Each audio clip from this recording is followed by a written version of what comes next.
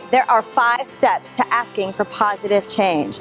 Now remember, honesty is important, but honesty without compassion is brutality. So you always want to approach the difficult conversation with compassion.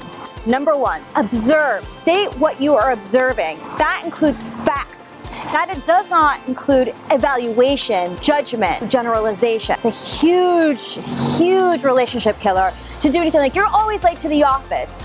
That is generalizing a behavior that just automatically makes someone on the attack. Instead, address this situation. I frequently notice that you are late to the office. Can you tell me about what's going on with you?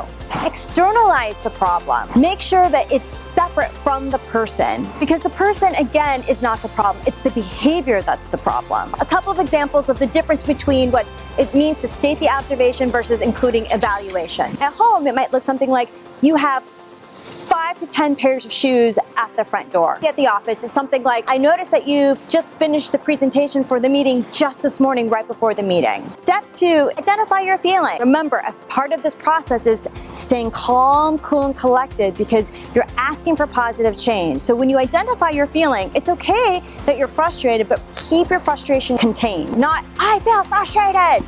It's, I feel frustrated, and then we can go into the conversation. Make sure you know what the feeling is and keep it simple. Happy, sad, glad, mad. As long as you deliver it with, I can still have the feeling, but contain it in a way that allows the other person to hear it. That's what's going to make this a productive conversation. Okay, so step 3 in asking for positive change is clearly stating your need for change. So when we ask for the need in positive change, speak clearly, firmly, and positively. An example of asking for positive change in the need portion is, I need to trust. I need to trust that you're going to show up on time for office meetings. I need to trust that you're going to show up for dinner on time because it's important to me. So remember, this is your need. Don't externalize it. Don't project it onto them. It's your need, so own it. Step 4, state your request. Give them the roadmap of what it is that you need from them. I want you to show up 5 minutes before a meeting every time. Or, I want you to be home 3 days a week in time for dinner. State exactly what it is that you're asking from them. And remember, it's asking from them. They still get to decide whether or not they agree or not. And step number 5, ask for feedback as you're going throughout the conversation. How are we doing?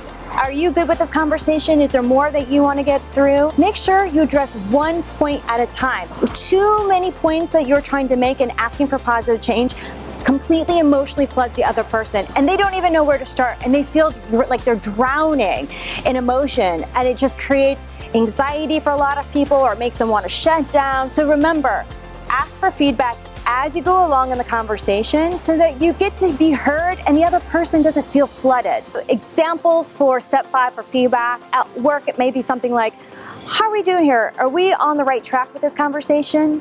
At home, it may sound something like, I'm feeling understood.